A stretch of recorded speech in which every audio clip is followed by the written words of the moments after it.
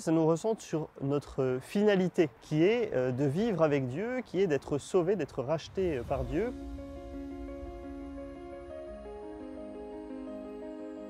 On fête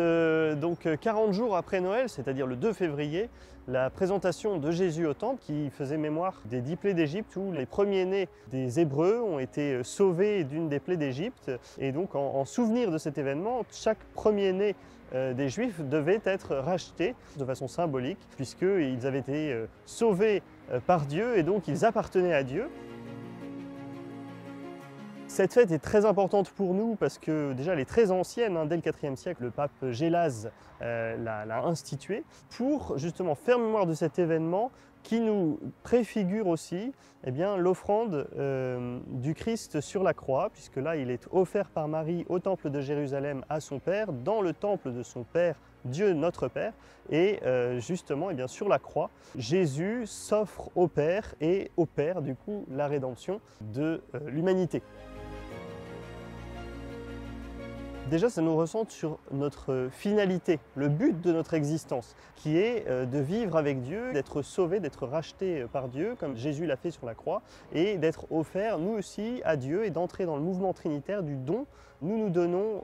par le Fils au Père, dans l'Esprit Saint.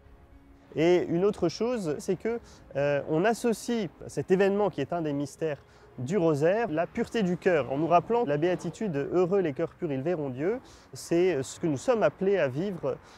ici-bas, en purifiant notre cœur de toute emprise du mal, en nous convertissant, en mettant le Christ au cœur de notre vie pour